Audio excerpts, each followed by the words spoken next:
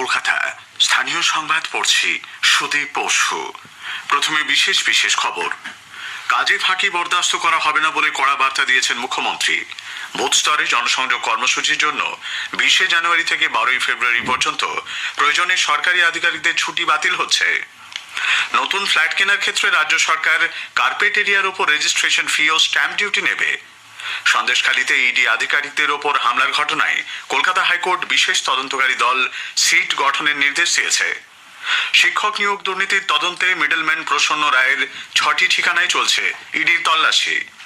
47তম কলকাতা আন্তর্জাতিক বইমেলা আজ শুরু হচ্ছে। আসছে বিস্তারিত খবরে।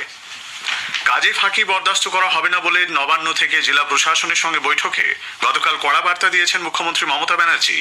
বৈঠকে মুখ্য সচিব বিপি গোপালিকা, স্বরাষ্ট্র সচিব নন্দিনী চক্রবর্তী সহ সব দপ্তরের সচিবরা উপস্থিত ছিলেন রাজ্য পুলিশের ভারপ্রাপ্ত ডিজি রাজীব কুমার, কলকাতার পুলিশ কমিশনার বিনীত গোয়েল। ভার্চুয়ালি ছিলেন সব জেলা শাসক, পুলিশ সুপার ও পুলিশ কমিশনাররা। মুখ্যমন্ত্রী গতকাল স্পষ্ট জানিয়ে দেন, 20 জানুয়ারি থেকে 12 ফেব্রুয়ারি পর্যন্ত চলবে জনসংযোগ কর্মসূচি। গ্রামে গ্রামে বুথ স্তরে গিয়ে সরকারি আধিকারিকদের মানুষের সমস্যা সমাধানের চেষ্টা করতে হবে। তার নির্দেশ, দরকার হলে 12 ফেব্রুয়ারি পর্যন্ত সবার ছুটি বাতিল করতে হবে। যারা কাজে ফাঁকি দিচ্ছেন তাদের বিরুদ্ধে মুখ্য সচিবকে ব্যবস্থা নিতে বলেন তিনি। নবান্ন সূত্রে খবর, সরকারি কর্মচারীদের সারা বছরের কাজের খতিয়ান দেখে প্রয়োজনে আগাম অবসর নিতে বাধ্য করা হতে পারে। তবে এই ধরনের ব্যবস্থা নেওয়ার আগে আইন ভালো করে খতিয়ে দেখা হবে। সুপার বিল্ড এরিয়া নয়, কার্পেট এরিয়ার ওপরই রাজ্য সরকার রেজিস্ট্রেশন ফি ও স্ট্যাম্প ডিউটি নেবে বলে জানানো হয়েছে।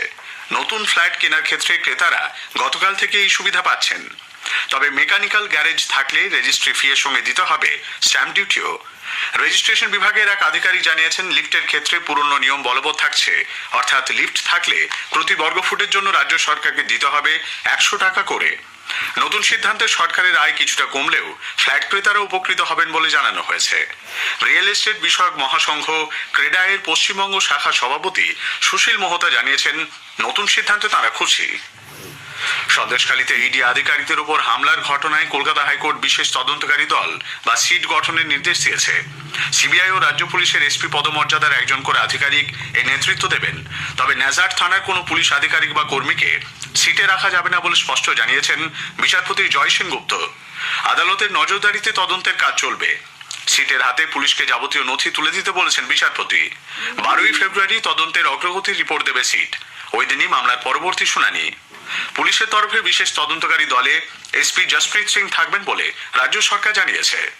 আদালতের নির্দেশকে স্বাগত জানিয়েছেন সিপিআইএম রাজ্য সম্পাদক মোহাম্মদ সেলিম। মারাত্মক ঘটনা ঘটেছে, সাংবাদিকরা মার খেয়েছে, অফিসাররা মার খেয়েছে।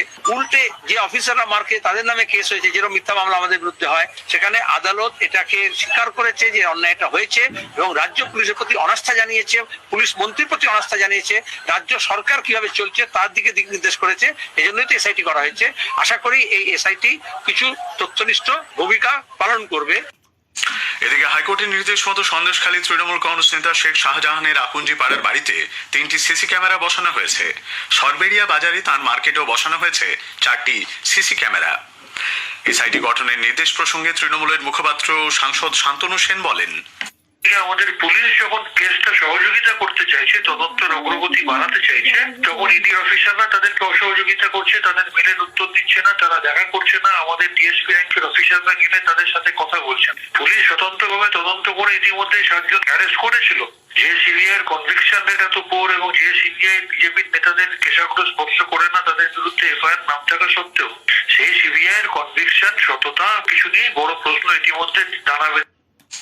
বিজেপি রাজ্য সভাপতি সুকান্ত মজুমদার 22 জানুয়ারি রাম মন্দিরে প্রাণ প্রতিষ্ঠার দিন তৃণমূল কংগ্রেসের ডাকা সংহতি মিছিলের কড়া সমালোচনা করেছেন।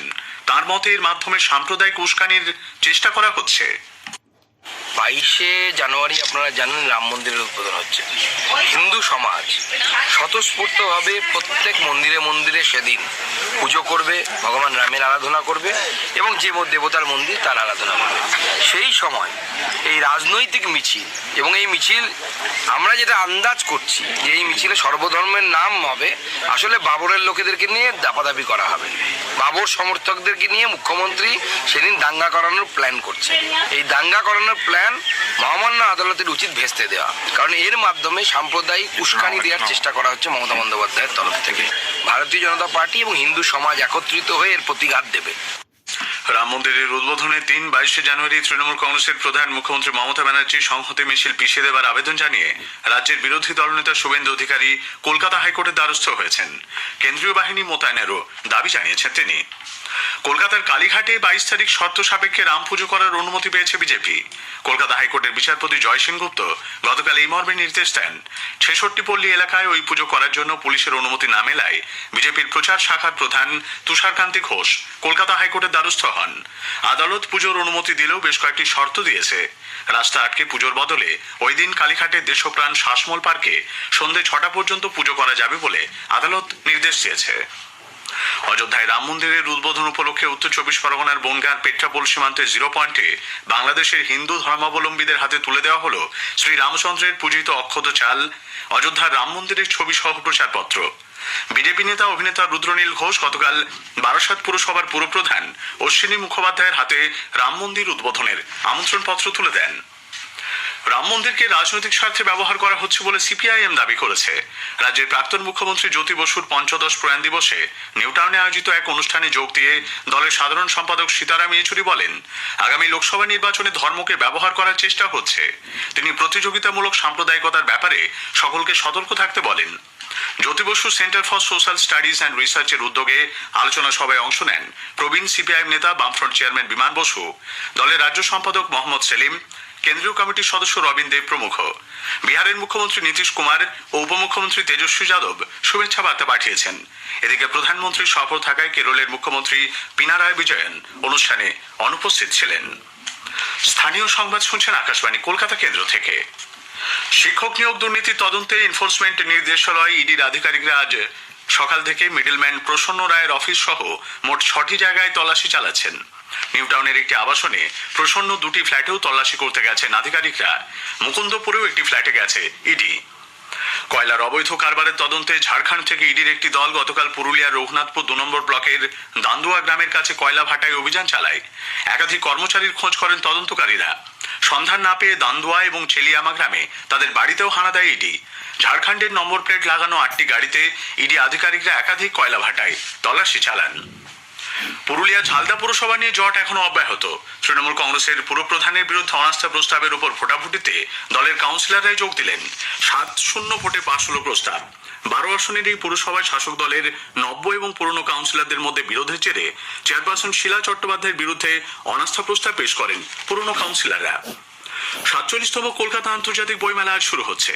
মুখ্যমন্ত্রী মমতা ব্যানার্জি সল্টলেকের বইমেলা প্রাঙ্গণে এর উদ্বোধন করবেন। একটি প্রতিবেদন।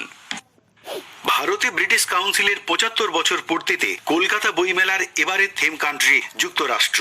সরাসরি ও যৌথভাবে মেলায় অংশ নিচ্ছে 20টি দেশ। লিটারারি ফেস্টিভ্যাল 26 থেকে 28শে জানুয়ারি। প্রবীণদের শ্রদ্ধা জানাতে চিরতরুণ দিবস উদযাপিত হবে 24শে জানুয়ারি। প্রবেশদ্বার থাকছে 9টি। এগুলির মধ্যে বেথুন স্কুলের 175 বছর উদযাপন, তারাশঙ্কর বন্দ্যোপাধ্যায় ও লোরকার 125তম জন্মবর্ষ স্মরণে এবং লন্ডন টাওয়ার ব্রিজের আদলে তৈরি প্রবেশদ্বারগুলি বিশেষ উল্লেখযোগ্য। লিটল ম্যাগাজিন প্যাভিলিয়ন হচ্ছে সন্দীপ দত্তের নামে। বিগত বছরগুলির ন্যায় ভার্চুয়ালি মেলা দেখার সুযোগ এবারও থাকছে। মেলা চলবে এ মাসের 31 তারিখ পর্যন্ত। অভিজিৎ চক্রবর্তী, আকাশবাণী সংবাদ, কলকাতা। পূর্বাভাস অনুযায়ী বৃষ্টি না হলেও কলকাতায় গতকাল সর্বোচ্চ তাপমাত্রা স্বাভাবিকের চেয়ে 6 ডিগ্রি কমে যাওয়ায় কনকনে ঠান্ডা অনুভূত হয়। সর্বনিম্ন তাপমাত্রা স্বাভাবিকের 1 ডিগ্রি নিচে নামে। আলিপুর আবহাওয়া দপ্তরের অধিকর্তা গণেশ দাস জানিয়েছেন, একটা ঘূর্ণাবর্ত রয়েছে উত্তরপ্রদেশের উপরে, আর একটা বে অফ বেঙ্গলে হাই প্রেসার জোন রয়েছে। ঘূর্ণাবর্ত হয়তো আজ ঝাড়খণ্ডের জয়েনিং এরিয়াতে চলে আসবে। বলে সাউথ বেঙ্গলে যদি বলি আজ মোটামুটি সারাদিন চান্সেস রয়েছে হালকা ধরনের বৃষ্টি হবে। মিনিমাম টেম্পারেচার বাড়বে কিন্তু ম্যাক্সিমাম টেম্পারেচার 20-র কাছাকাছি থাকবে। ফলে সারা দিনের একটা শীত কিন্তু সাউথ বেঙ্গলে আগামী 3 দিন থাকবে। নর্থ বেঙ্গলে হায়ার রিচ যে দার্জিলিং এ রয়েছে সেখানে কিন্তু স্নোফল হওয়ার প্রবলিটি রয়েছে। কালিম্পং এ লাইট রেন, আর অন্য জেলাগুলো যে আজ কালকেও হালকা ধরনের বৃষ্টি হবে। শেষ করার আগে স্থানীয় সংবাদের বিশেষ কিছু অংশ আরো একবার। কাজে ফাঁকি বরদাস্ত করা হবে না বলে কড়া বার্তা দিয়েছেন মুখ্যমন্ত্রী। নতুন ফ্ল্যাট কেনার ক্ষেত্রে রাজ্য সরকার কার্পেট এরিয়ার উপর রেজিস্ট্রেশন ফি ও স্ট্যাম্প ডিউটি নেবে। 47তম কলকাতা আন্তর্জাতিক বইমেলা আজ শুরু হচ্ছে। স্থানীয় সংবাদ শেষ হলো।